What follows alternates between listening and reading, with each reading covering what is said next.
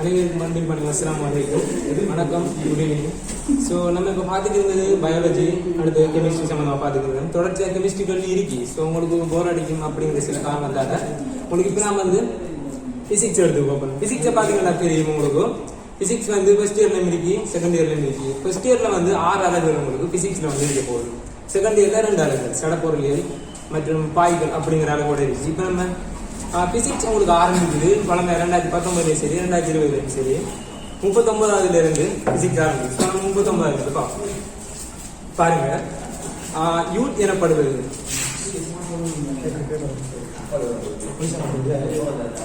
39வது கேள்வி. யூத் எனப்படுவது, யூத் செல்லப்படுறது ஒரு இப்போ நம்ம இது எந்த யூனிட்டுக்கு வருது அப்படின்னு பார்த்தீங்கன்னா நம்மளோட 2வது ஃபர்ஸ்ட் இயர்ல வந்து அளவீட்டு அலகு, அளவீட்டு உபகரணம் அப்படின்னு சொல்லப்படுற அந்த அலகுல இருந்து அளவீட்டு அலகு அப்படிங்கிறதுல இருந்து இந்த வினா வந்து உருவாக்கப்பட்டிருக்கு. இந்த அந்த அலகுல இருந்து நமக்கு 2020 பார்த்தீங்கன்னா ஒரு 2 கொஸ்டின் வந்து எழுப்பப்பட்டிருக்கு. அதுல யூன் சொல்லப்படுறது, யூன்ங்கிறது ஒரு வழிவந்த கணியம், அடிப்படை கணியம், வழிவந்த கணியம் அப்படிங்கிறது உங்களுக்கு எல்லாருக்கும் தெரியும். அடிப்படை கணியம் அப்படிங்கிறது இது நான் கிடைக்கிற வாய்ஸ் வந்து உங்களுக்கு கிளியர் வேணா நீங்க செக் பாக்ஸ்ல போடலாம். அப்படி என்ன உண்டா சொல்லுங்க.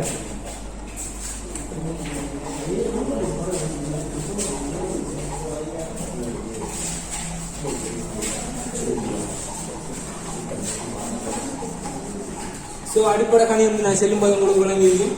அடிப்படை கணியம் எத்தனை இருக்குன்னு வழங்கியிருக்கும் உங்களுக்கு.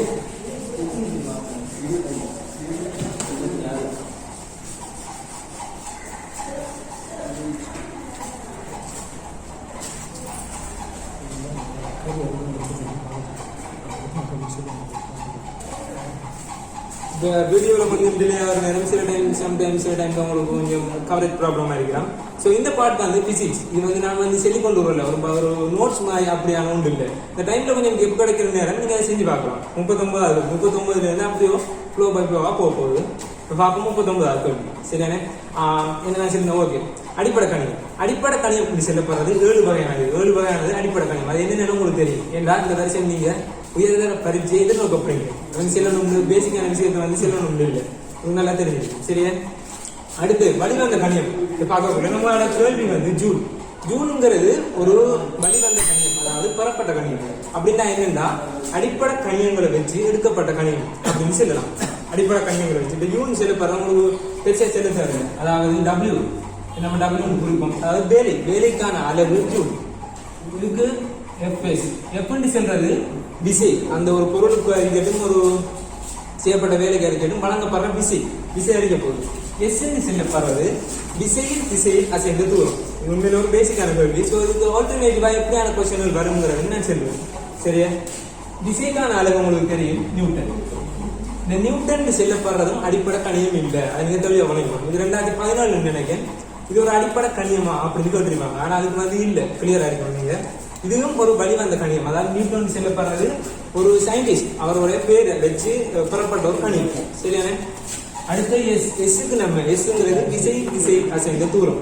இந்த தூரம் வந்து சர்வதேச அளவு வந்து மீட்டர்லாம் நான் போறேன். ஸோ நியூட்டன் மீட்டர், இதுக்கான விட வந்து நியூட்டன் மீட்டர். இப்போ நான் உங்களுக்கு ஒரு கொஸ்டின் வச்சிருக்கேன்.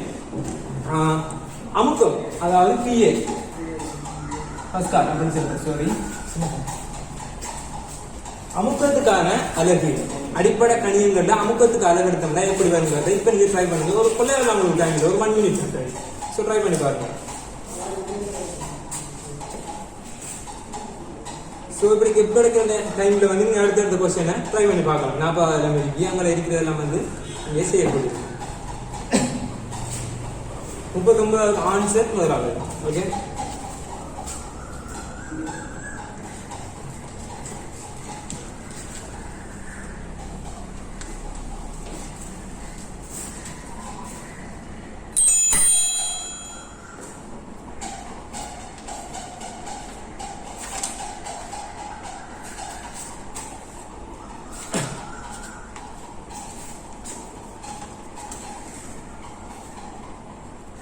சரி. ஓகே, நீங்க செஞ்சு பார்த்துருக்கீங்க நினைக்கிறேன். இதுக்கு முதல்ல நானும் படிக்கிறேன். சரி, செக் பண்ணிக்கோங்க. ஸோ பஸ்கால் அப்படிங்கிறது அமுக்கத்தின் கீழ் பரப்பளவு. இதனால் இது பேசிக் சமன்பாடு. அமுக்கங்கிறது விசையின் கீழ் பரப்பளவு. சரியா, விசை F ஏ இதெல்லாம் வந்து நம்ம ஒரு விரும்பின குறியீட்டையும் பாவிக்கலாம். ஆனா நம்ம கணக்கு செய்யறதுக்கு இலகுவான ஒரு கணியம் அப்படிங்கறத நான் F வெளியேட்டு போறேன். உங்களுக்கு தெரியும் விசைங்கிறது பரப்பு வந்து மீட்டர் வருத்தத்துல நான் குறியீட்டை போறேன். விசைங்கிற நேரம் எல்லாரும் வந்து போறதுக்கு வந்திருப்பீங்க நியூட்டன். நான் ஏற்கனவே சொல்லியிருந்தேன் நியூட்டன் அப்படிங்கிறது ஒரு வழிவந்த கணிதம். அது ஒரு சயின்டிஸ்ட் ஒரு பெயரை வச்சு எடுக்கப்பட்டது. இப்ப நம்ம முதலாவது தெரியும் இந்த விசைக்குரிய வழிவந்த கணியம் உண்மையான அடிப்படை அளவில் எடுக்கப்பட்ட கணியம் அது என்னங்கிறத பார்ப்போம். விசைக்குரிய சமன்பாடு உங்களுக்கு தெரிஞ்சிருக்கும். F சமன் ma இது பேசிக் சமன்பாடு. எந்த ஒரு கேள்வியும் பயன்படுத்தப்படுறது விசை அப்படின்னு வந்தாலே உங்களுக்கு இந்த சமன்பாடுக்குள்ள இருந்தா ஒரு கேள்வி ஒன்று எடுக்க பார்ப்பாங்க. ஓகே, F சமன் ma எம்ங்கிறது திணிவுக்கான அடிப்படை அளவு உங்களுக்கு தெரியும் கிலோகிராம். ஸோ கிலோகிராம் போகிறேன். அடுத்து ஆர்மோனுக்கு வர போகுது மீட்டர் செகண்ட் -2 -2ங்கிறது உங்களுக்கு தெரியும், நல்லா ஞாபகம் வச்சுக்கணும். -1 அப்படின்னு பார்த்தா அது வேகத்துக்கான அளவு. இது ஆர்மோன். இப்போ நம்ம எடுத்துட்டோம் விசைக்கான கணிதத்தை எடுத்துட்டோம். ஸோ நான் கணிதத்தை இதில் வந்து பிறகு எடுத்தது சரியா. கிலோகிராம் மீட்டர் செகண்ட் -2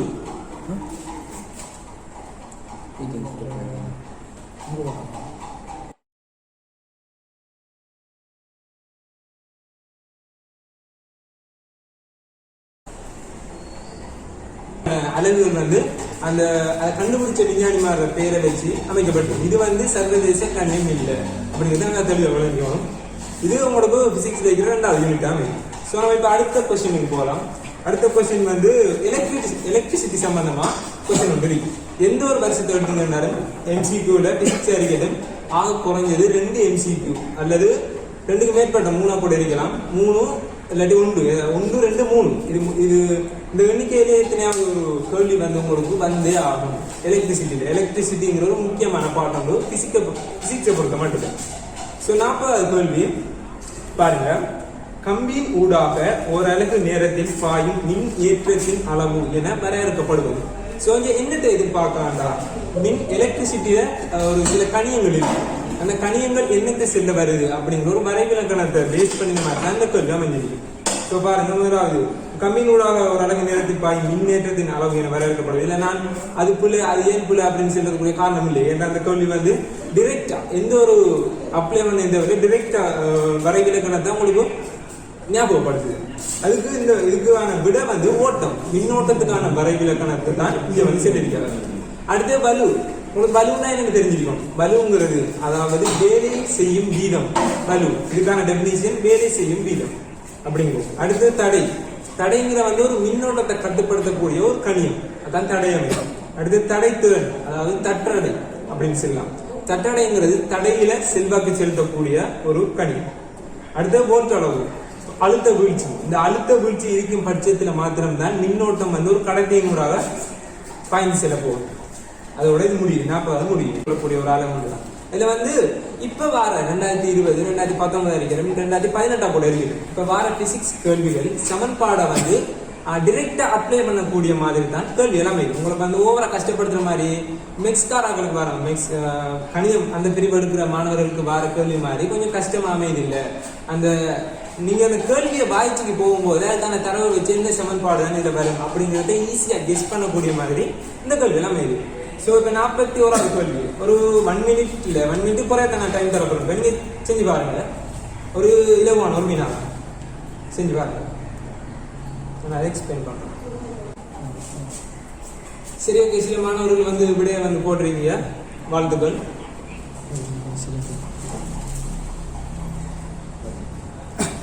இப்போ நான் கேள்வி வந்து செஞ்சாங்க. இதுக்கு அவ்வளோ டைம் வந்து உங்களுக்கு தர தேவையில்லை. ஏன்னா வந்து ஒரு MCQ வந்து நீங்கள் கெஸ் பண்ணி ஒரு 2 நிமிஷத்துக்கு குறையா நீங்கள் ஃபைனல் பேப்பரில் ஒரு MCQ அதுக்கு பகிர்ந்து அடிக்கும் அந்த டைமில். இதில் வந்து சில கேள்விகள் வந்து உங்களுக்கு 2 நிமிஷத்தை விட குறைவாக இருக்கும். அதை வந்து அந்த மாதிரி இந்த கேள்வியில் வந்து 2 நிமிஷம் முடிஞ்சால் தேவையில்லை, ஒரு 30 செகண்டுக்குள்ளே நீங்கள் கண்டுபிடிச்சிடலாம். ஸோ நம்ம கேள்வியை பார்ப்போம். 41வது கேள்வி வாசிக்க பாருங்க. 80 கிலோகிராம் திணிவுள்ள ஒரு மனிதன் 10 மீட்டர் நிலைக்குத்து உயரமுள்ள ஒரு பனிக்கட்டில் மாறாத கதியுடன் ஏறுவதற்கு 10 செகண்ட் நேரத்தை எடுக்கிறார்.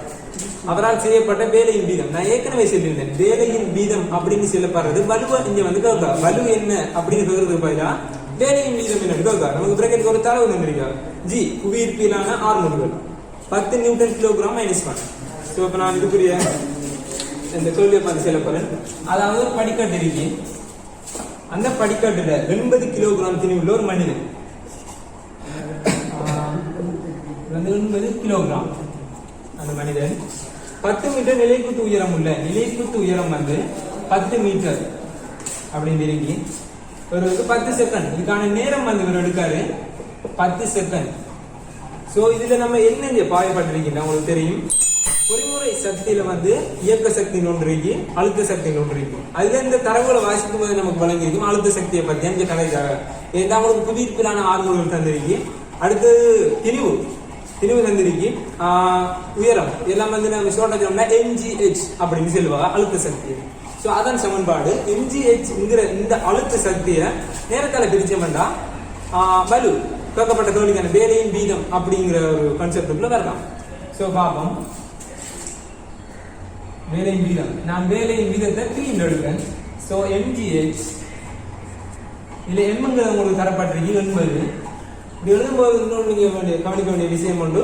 இப்படி நம்ம தரவை எழுதிட்டு போற நேரம் அழகை போடலாம், போடாமலும் விடலாம். ஆனா உங்களுக்கு அழகை போற நேரம் சில இடத்த வந்து அழகு மாற்றங்கள் சம்பந்தமான சில டிஃபிகல்ட்டான இடங்கள் வரப்பலாம். நீங்க ஈஸியா கெஸ் பண்ணக்கூடியது. அது ஒரு சில ட்ரிக்ஸ் உண்டு. நான் அழகை போட்டே செய்றேன். 80 கிலோகிராம் தர புவியீர்ப்பிலான ஆர்வங்கள் தந்திருக்கு 10 நியூட்டன் கிலோகிராம் -1. அடுத்தது MGH ஹெச்ங்கிற வந்து உயரம். சோ 10 மீட்டர் அழகு போட்டிருக்கேன். உண்மை குழப்பற மாதிரி அப்படிலாம் மென்ஷன் பண்ணிக்கணும். நான் வந்து அழகு போட தேவையில்லை. உண்மை போட்டாலும் கொஞ்சம் ஒரு பிரச்சனை உங்களுக்கு வராது. சும்மா அழகு போட்டுருக்கு சரிதானே. அடுத்த டைம் 10 செகண்ட். இன்னொரு விஷயம் என்னன்னா இந்த கணிதம் தெரிவு செய்யற மாணவர்கள் இல்லாம இந்த தொழில்நுட்பத்துறை டெக்னாலஜி பயோடெக்னாலஜி இந்த மாணவர்களுக்கான ஒரு சிறப்பம்சம் என்னன்னா வந்து நம்ம கல்குலேஷன் பண்ணும்போது கணிப்பான அதாவது கல்குலேட்டரை யூஸ் பண்ணலாம். எந்த ஒரு பிரச்சனையுமே இல்லை. ஆரம்ப காலங்களில் வந்து 2019 2018 அதுக்கு முற்பட்ட காலங்களில் கணிப்பான்களை பயன்படுத்தக்கூடா அப்படிங்கிற மாதிரி ஒரு தியரி ஒரு சட்டம் ஒன்று இருக்கு. ஸோ 2020 இருந்து நீங்க நிலைப்படுத்தப்படாத கணிப்பான்களை யூஸ் பண்ணலாம். அதில் எந்த ஒரு பிரச்சனையும் இல்லை. நீங்க போன்ல கூட கல்குலேட்டர் யூஸ் பண்ணலாம். ஸோ நான் அழகை மென்ஷன் பண்ணல சும்மா அப்படியே கொண்டு போகணும். 80 தர 10 தர 10 10. ஸோ விட அந்த 10 இந்த 10 வந்து க்ளோஸ் பண்றேன். ஸோ 80 தர 10 800 வாட்டு. ஸோ நமக்கு 800 வாட்டு இங்கே இருக்கா அப்படின்னு பார்த்தோம்னா இந்த விடையில தரப்பட்டிருக்கல கிலோ வாட்டு. கிலோன்னு வந்து நமக்கு தெரிய வேண்டியது அதாவது 1000 வாட்டு 1 கிலோ வாட்டு. அந்த தியரியை பாவிச்சோம்னா கிலோ வாட்டுக்கு மாத்திரம் இதெல்லாம் வந்து ஓவரா பேசிக்கானது. இதை நான் சொல்லி போறேன்னா நீங்க கெஸ் பண்ணி எடுத்துக்கோங்க. ஸோ இதுக்கான விட 0.8 கிலோ வாட்டு அப்படிங்கிறது சில மாணவர்கள் வந்து விடைய செக் பண்ணியிருந்தாங்க. வாழ்த்துக்கள். இதுக்கான விட வந்து முதலாவது. சரி ஓகே. அடுத்து நம்ம 42வது கொஸ்டினுக்குள்ள போகிறோம். 42வது கொஸ்டினை செஞ்சிருப்பீங்கன்னு நம்புறேன். இருந்தும் கொஞ்சம் முழு டைம் தான் செஞ்சு பாருங்க.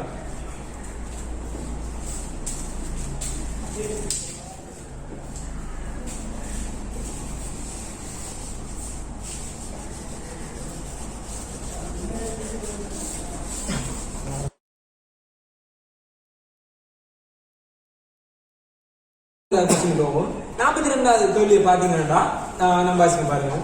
2 கிலோகிராம். சரி ஓகே. விடையெல்லாம் வந்து அனுப்பிடுவீங்க பார்ப்போம். நான் செஞ்சு காட்ட பாருங்க.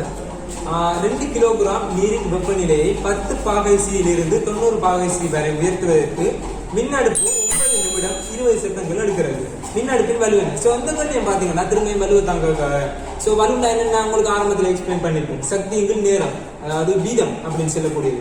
ஸோ இதுக்கு நம்ம இந்த தரவை வாய்ச்சி போகக்கூடிய உங்களுக்கு எல்லாருக்கும் வந்து புரிவாட்டிருக்கீங்க சமன்பாடு. அதாவது MS டெல்டா தீட்டா இது வந்து வெப்பம் அப்படிங்கிற அளவுக்குள்ளேயும் எலக்ட்ரிசிட்டி மின்னியல்ங்கிற அளவுக்குள்ளேயும் ஜாயின் பண்ணி ஒரு காம்பினேஷன் கொஸ்டினா வந்து உங்களுக்கு இருக்கு. ஸோ இதுக்குரிய எத்தனை வலு பாருங்க. இதுக்குரிய வலு MS டெல்டா தீட்டா கீழ் நேரம் T இதுக்கு சமன்பாடு. இதை நம்ம பிரதிட்டோம்னா ஓட்டோ விட வந்து ஸோ உங்களுக்கு தரப்பட்டிருக்கு. M வந்து 2 கிலோகிராம். அடுத்தது எஸ்இபி சொல்லப்படுறது தன்வெப்ப கொள்ளளவு உங்களுக்கு தரவுல வந்திருக்கு. நீரின் தன்வெப்ப கொள்ளளவு 4200 ஜூல் கிலோகிராம் -1 பாகை செல்சியஸ் -1. அதை நான் பிரதிவிடுறேன் 4200. அடுத்து டெல்டா தீட்டா அப்படின்னு சொல்லப்படுறது வெப்பநிலை வித்தியாசம். சில மாணவர்கள் வந்து MC தீட்டா அப்படின்னு ஞாபகம் வச்சுக்கிறீங்க, அது ஒரு பிரச்சனையுமே இல்லை. இந்த தீட்டாங்கிறது வெப்பநிலை வித்தியாசம் அப்படிங்கிறது உங்களுக்கு கட்டாயம் தெரிஞ்சிருக்க. வெப்பநிலை வித்தியாசத்தை தான் இங்க வந்து சொல்லுவாங்க, சரிதானே? வெப்பநிலை அப்படின்னு ஒன்று வந்து தனி ஒன்று இருக்க மாட்டோம், அதாவது வித்தியாசம் அங்கே ஏற்பட்ட வித்தியாசத்தை தான் சொல்லப்படும். அந்த வகையில் பார்த்தீங்கன்னா 10 பாதிச்சு அதுக்குரிய இறுதி சமன்பாடு வந்து இறுதி வெப்பநிலையிலிருந்து ஆரம்ப வெப்பநிலை, இதான் அங்கே இருக்கிற அந்த டெல்டா தீட்டாங்கிறதுக்குரிய விரிவாக்கம். ஸோ இறுதி வெப்பநிலை எனக்கு தந்திருக்கு 90. 90லேருந்து நான் கழிக்கணும் ஆரம்ப வெப்பநிலை 10. அதன் கீழ் இதுக்கு எடுக்கப்பட்ட நேரம் இது பாருங்க, எல்லாம் கவனிங்க. எல்லாரும் வந்து குயிக்காக செஞ்சு போவாங்க. நான் வந்து டைம் வந்து தந்திருக்கு நிமிஷத்துல 9 நிமிடம் 20 செகண்ட். நம்ம இதை மாற்றணும் செகண்ட்ங்கிறது சர்வதேச அளவு, உங்களுக்கு தெரியும். அதாவது நம்ம இந்த பேப்பரை வந்து செஞ்சு போகிற பெனிஃபிட் என்னன்னா, சில கிரிட்டிக்கலான மாணவர்களை தக்க ரீதியாக சிந்திக்க வைக்கிற சில கொஸ்டின்கள் வந்து இடம்பெறுங்க. அதுக்கு புறவரிக்கை கல்வி நல்ல ஒரு ஐடியா இருக்கக்கூடிய ஒரு கல்வி வரைக்கும் எலக்ட்ரிசிட்டி அது மாதிரி இருக்கு, ஹைட்ராலிக் சம்பந்தமாக எல்லாம் கொஞ்சம் வித்தியாசமா நம்ம படிச்சிருப்போம். அடிப்படையான இதை தான் படிச்சிருப்போம். ஆனால் கேள்வி கேட்டிருப்போம். கேள்வி வந்து கொஞ்சம் பெருசாக இருக்கிற நேரம் கொஞ்சம் பயப்படுற மாணவர்கள் இதை பார்த்த நேரம் அடுத்து 45வது கல்வி வரைக்கும் 46 47 வந்து கேள்வி பெருசாக இருக்கு. நம்ம அந்த மைண்ட் செட் எப்படி நினைப்போம்னா, பார்த்த உடனே இது கொஞ்சம் கஷ்டமான கேள்வியோ அப்படின்னு நினைப்போம். ஆனால் அந்த கேள்வியை பாதிச்சு நமக்கு அது அந்த சூழலுக்குள்ள போனோம்னா அது ஒரு இலகுவான கேள்வி. அந்த வகையில் இப்போ பார்ப்போம். நம்மளுடைய டைம் வந்து 9. நான் நிமிஷத்தை வந்து செகண்டுக்கு மாத்திரம் 2 நிமிஷம் 9 தர 9 நிமிஷத்துல 1 நிமிஷம் 60 செகண்ட். 9 தர 60, அதோட கூட்டப்புறன் 20 செகண்ட். இதை நீங்க வந்து கால்குலேட்டர்ல வந்து சொல்லுங்க. இப்போ நான் அடுத்த ஸ்டெப் செஞ்சு பாருங்க. 2 தர 4200, 90லேருந்து 10 கழிச்சா 80. அடுத்தது 540 பிளஸ் 20. ஸோ அடுத்த ஸ்டெப் பாருங்க. 2 தர 4200 தர 80 560. இதை பிரிக்கணும்னா நமக்கு விட பேட்சில் உங்களுக்கு வரும். ஓகே, இப்போ சுருக்கமே இந்த பூஜ்ஜியத்தையும் பண்ணுறேன். ஒரு முறை இதில் 7 முறை. இதை நீங்கள் இப்போ இப்படி சுருக்கணுன்ற அவசியம் இல்லை. கால்குலேட்டர் சார் அங்கே அடித்து பார்த்தீங்கன்னா உங்களுக்கு விட வந்து பேர் செக் பண்ணி பாருங்க. விட நான் அந்த நேரத்தை கடத்துறத கூட உங்களுக்கு குயிக்காக அடிச்சு பார்த்து செல்லணும்னு நினைக்கிறேன்.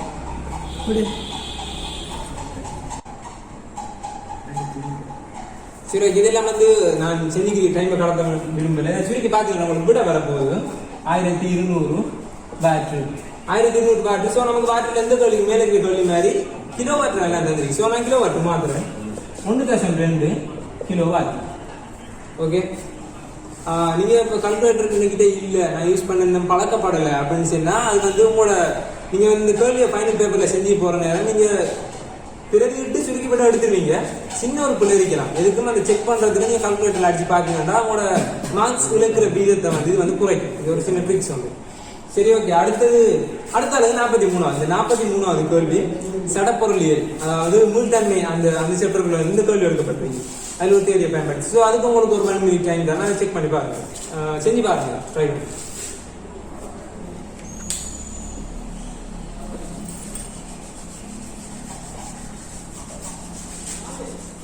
சரி, ஓகே. இப்போ நம்ம 43வது கேள்வி பார்ப்போம். இந்த 43வது கேள்வி ஒரு கோட்பாட்டை பயன்படுத்தி எடுக்கப்பட்ட வினா வரைக்கும். இதை பார்த்தீங்கன்னா பில் கேள்வி நம்ம வாசிக்கிறேன் போகிறோம். பில் மாறிலி 40 நியூட்டன் சென்டிமீட்டர் -1 கொண்ட பில்லில் பொருளொன்றை தொங்க விட்ட போது அது 2.3 சென்டிமீட்டர் நீட்சியை காட்டுகிறது. அப்போ ஒரு திரும்பி என்ன இதுக்கான சமன்பாடு சடப்பொருளில் வரக்கூடிய ஒரு கோட்பாடு என்னென்றால், மீள் தன்மையான பொருள் ஒன்றில் ஏற்படுத்தப்படும் விசையானது அதில் ஏற்படும் நீட்சிக்கு நேர் விகிதம். அதாவது இதை போட்டவங்களுக்கு பாருங்க, F = KE. இது வந்து நீங்க அந்த அளவில் வந்து கண்டுபிடிங்க, இந்த சமன்பாடை கண்டுபிடிங்க. இந்த சமன்பாட்டை வந்து டிரெக்டா வந்து கேள்வி கேட்காது. இதை வந்து தெரியும். இந்த விதியை சொல்ற இந்த விதியோட பேர் வந்து ஹூக்கின் விதி அப்படின்னு சொல்லுவாங்க. இப்போ உங்களுக்கு கிளியர் ஆகிடும். அந்த கொஞ்சம் ஞாபகப்படுத்துற மாதிரி ஹூக்கின் விதியில இருந்து வினா அழுக்கப்பட்டிருக்கு. பாருங்க, உங்களுக்கு கேட்கப்பட்டது திணிவு கேட்டிருக்கா. ஆனா இதுக்கு சமன்பாடு நியூட்டன்ல இருக்கிறத எப்படி திணிவுக்கு மாத்துற அப்படிங்கிறது உங்களுக்கு தெரியும். பாருங்க, 40 ஹூக்கின் மாறி உங்களுக்கு தந்திருக்கு 40 நியூட்டன் சென்டிமீட்டர் -1 பெருக்கோணம் நீட்சி உங்களுக்கு தந்திருக்கு 2.3 சென்டிமீட்டர். ஸோ அழகு பிரதியுரத்தில் உள்ள நன்மை தான் என்ன பார்த்தீங்கன்னா இதுல சென்டிமீட்டர் -1. ஸோ சென்டிமீட்டர் க்ளோஸ் ஆகிடும். ஆனால் நம்ம நிலத்தை போடும்போது படிச்சிருக்கோம் அடிப்படை கணியம், அதாவது மீட்டர் தான் பிரதிபலன். இந்த மீட்டர்ல வந்து பிரதிபலாட்டின் பிரச்சனை இல்லை. ஏன்னு சொன்னா அந்த ஹூக்கின் மாறிலியில் உங்களுக்கு தரப்பட்டிருக்கு சென்டிமீட்டர் -1. ஸோ நீங்கள் சென்டிமீட்டர்ல இருந்தால் தான் இலக்குவா கணித்தல் செய்யறது உங்களுக்கு கிளியர் ஆகிடும். ஸோ நான் இது ரெண்டையும் பட்டுறேன். எனக்கு வரப்போது விட 40 தர 2.3. ஸோ இதை சுருக்கினோம்டா 4 தர 23 நியூட்டன். ஸோ இது மொத்த நியூட்டன் வரப்போது 92 நியூட்டன் வரப்போகுது. பக்கத்தில் அடிச்சு பார்த்துக்கிறேன் விளங்கும் 92 நியூட்டன். இப்போ உங்களுக்கு அடுத்த பிரச்சனை என்ன கேட்டிருக்கீங்க? திணிவு கேட்டிருக்கீங்க. திணிவுக்கான தொடர்பு, திணிவுக்கும் நியூட்டனுக்கும் இடையிலான தொடர்பு 1 கிலோகிராம் 10 நியூட்டனுக்கு சமனாக இருக்கும். இதுதான் இதுக்குரிய தொடர்பு. ஸோ 92 நியூட்டனுக்கு எத்தனை கிலோகிராம் இருக்கும் அப்படின்னா அந்த திணிவுக்கு நீ என்ன செய்யணும்டா இந்த 92 10ஆல பிரிக்கணும். இந்த தொடர்பின் படி 10ஆல பிரிச்சிங்கன்னா உங்களுக்கு வரப்போது விட 9.2 கிலோகிராம். மாணவர்கள் வந்து விட செக் பண்ணிருக்கீங்க, வாழ்த்துக்கள். அடுத்த கொஸ்டினுக்குள்ள போங்க. இப்போ 45வது கொஸ்டின் பார்க்கறதுக்கே கொஞ்சம் பெருசாக இருக்கு. ஸோ இதுக்கு உங்களுக்கு ஒரு டைம் உண்டுதா? எங்களை கொஞ்சம் விட எடுக்கலாமா அப்படிங்கிறத கொஞ்சம் விடையை வாய்ச்சி பாருங்க. பெருசாக இருக்க மாதிரி அப்படின்லாம் பயந்துடப்படா. என்னென்ன ஏழும் அப்படிங்கிற ஒரு கான்ஃபிடென்ட்டோட செய்யுங்க.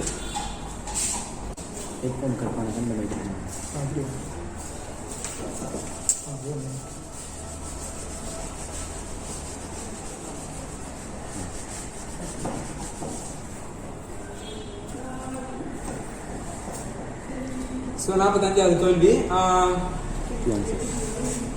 சாரி 44வது 44வது வந்து விடையல் வந்து செஞ்சிருக்கீங்க, வாழ்த்துக்கள். மாணவர்கள் வந்து 3.34 அப்படிங்கிற விடையை வந்து செக் பண்ணிருக்காங்க.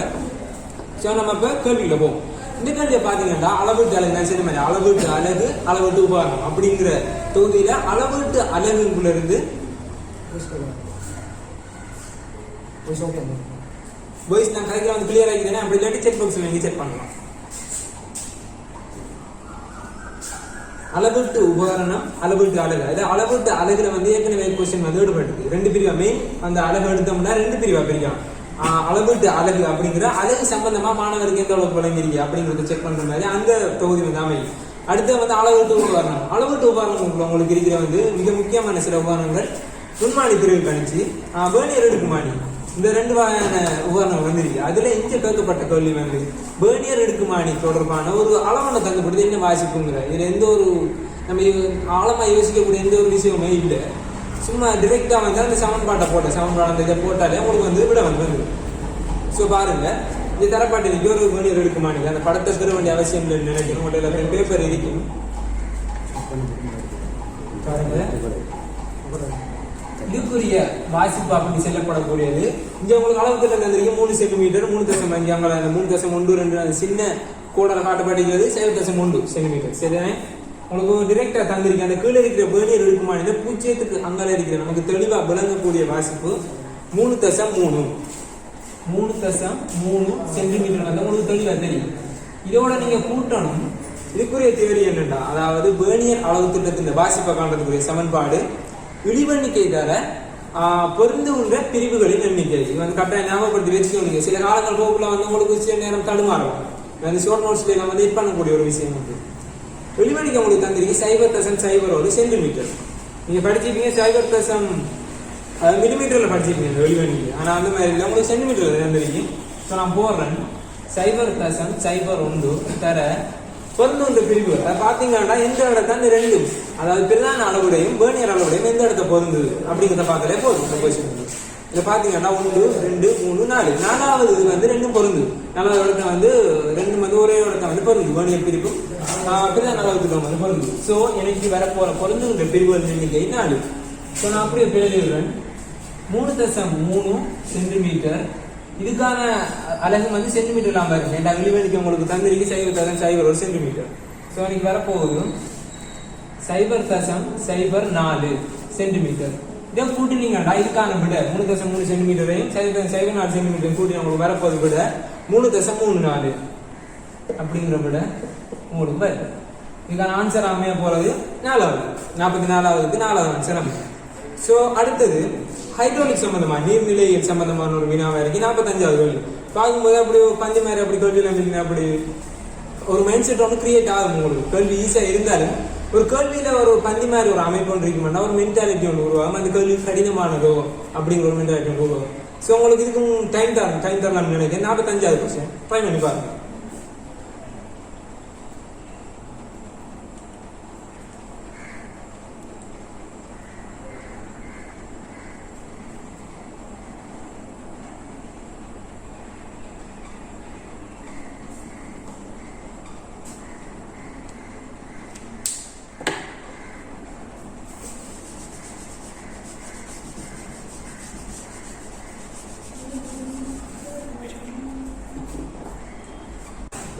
கேள்வியை பார்ப்போம். இந்த கேள்வியில அதாவது இப்படி ஒன்று இருக்கு. மாணவர்கள் வந்து கீ வந்து வெளியானதால கீயை பார்த்து செல்றதுக்கு வாய்ப்பு இருக்கு. ஆனா இங்க வந்து நான் செல்ல வந்து கீயை வந்து பார்த்தாலும் உங்களுக்கு பிரயோஜனம் அளிக்காது. நான் செல்ல போற அந்த தியரியை வந்து நீங்க இலவா வழங்கிட்டீங்கன்னா நீங்க எதிர்நோக்க போற 2021 உயர்தர பரீட்சையில ஸ்கோரை வந்து அதிகரிக்கக்கூடிய புள்ளியை வந்து அதிகரிக்கக்கூடிய மாதிரி அமையக்கூடும். 45வது கொஸ்டினை வாசிக்க பாருங்க.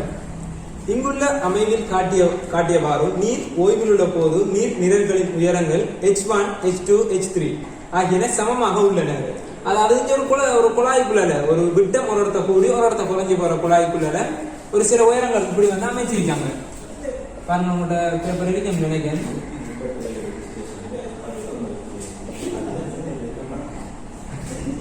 இதுல பாத்தீங்கன்னா இடத்துல வந்து நீர் வந்து ஒரு திரவம் வந்து போய்கொண்டிருக்கு. அதாவது நீர் வந்து ஓய்வில் இருக்கிற நேரம் இந்த உயரங்கள் இந்த மட்டங்கள் வந்து வினாவில் தரப்பட்டிருக்கு வந்து h1, h2, h3 ஆகியன சமமாக காணப்படுது. அடுத்தது நீரானது உறுதியாகவும் கொந்தளிப்பின்றியும் அருவிக்கோட்டு பாய்ச்சல் வலது பக்கம் நோக்கி மாறா வீதத்துடன் பாயும் போது நீர் நிரல்களின் உயரங்களிலும் சரியான தொடர்பு.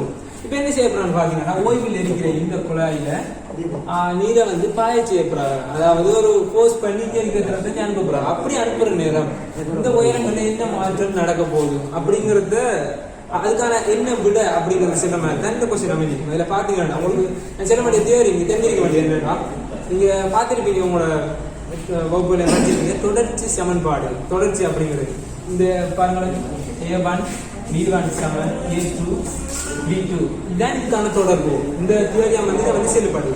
இதுல என்ன நீங்க சொல்றேன்னா ஒரு இடத்துல திரவம் இப்படி இந்த இடத்துல ஃப்ளோ ஆகுது நினைச்சுக்கோங்க. இப்படி ஃப்ளோ ஆகுற நேரம் விட்டம் குறைஞ்ச இடத்துல திரவம் போற நேரம் திரவத்தின் கதி அதாவது வேகம் பீனி செல்லப்படுறது திரவத்தினுடைய வேகம். இந்த வேகம் வந்து அதிகமாக காணப்படும். அதே சமயம் அந்த குறுக்கோட்டு பரப்ப தொடர்படுத்துகிறது. இந்த இடத்த போற நேரம் வேகம் அதிகமா இருக்கும். அதே சமயம் இங்க இருக்கிற அமுக்கம் குறைவா இருக்கும். அமுக்கத்தோட தொடர்பு இந்த கொஸ்டின் நம்ம அமுக்கம் குறைவா இருக்கும். ஸோ அதை பேஸ் பண்ணி எடுத்த மாட்டான். இந்த இடத்துல பாருங்க இடத்த போற நேரம் ஆக கூடுதலான வேகம் இந்த குழாயில ஆக கூடுதலான வேகம் இந்த இடத்துல அமுக்கும். அப்படி இந்த இடத்துல போறதால இங்க ஏற்படுத்தப்படுற அமுக்கம் இங்க ஏற்படுத்தப்படுற அமுக்கங்களை விட குறைவா இருக்கும். அமுக்கம் குறைவா ஏற்படுத்தப்படும் என்ன நடக்க போகுது? இந்த திரவ நிரலினுடைய உயரம் இந்த 3 h1, h2, h3 எடுக்குது. h3 இந்த h3 ஆனது ஏனே h2, h1 அப்படிங்கிற உயரத்தை விட குறைவா காணப்படும். ஏனென்றால் அந்த விட்டம் வந்து குறைய இருக்கு. அதான் தெரியும் குறைய இது அதுக்கு கூட இது அது கூட. அதாவது இந்த படம் எப்படி அமைக்கல திரவத்துல மட்டம் ஆன்சர் நம்மளுக்கு அமைப்போற படம் அதை குறைய இருக்கு. அதை விட மேல இருக்கு. அதை விட மேல இருக்கு. இங்க அதை விட மேல இருக்கு. இந்த இப்படி பாட்டில் போகுது. ஸோ இதை செல்ற மாதிரியான விட இதை வந்து எக்ஸ்பிளைன் பண்ற விட வந்து 5வது விட h3 விட h2 பெருசி அதை விட h1 பெருசி. ஸோ சரி ஓகே சரி அந்த h3 ஆக குறைய இருக்கும். அதை விட கூட h2 இருக்கும். அதை விட கூட h1 இருக்கும். ஸோ இது அதுக்குரிய விட அமைக்கும். ஸோ அடுத்தது 46வது இந்த உங்களுக்கு 5 கொஸ்டின் வந்துருக்கு. அதோட வந்து பிசிக்ஸ் பார்ட் முடியுது.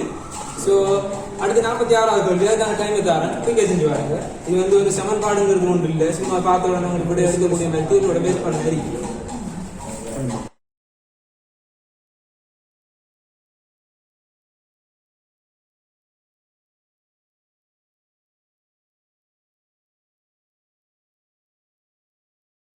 சரி ஓகே, நம்ம அடுத்து தொடர்ந்து நம்ம பார்க்கலாம். ஆனால் வந்து மாணவர்கள் வந்து 4 மணில இருந்து ஜூம் கிளாஸ் உண்டையில படிப்பீங்க, நேரடியாக படிக்கிற மாதிரி இருக்கு, சில நேரம் உங்களுக்கு போர் அடிக்கிற மாதிரி இருக்கலாம். ஸோ நாங்கள் என்ன செய்ய போறோம்னா இதில் தொடர்ச்சியாக வந்து நாளைக்கு செய்யலாம் முடிவு செஞ்சிருக்கோம். இதோட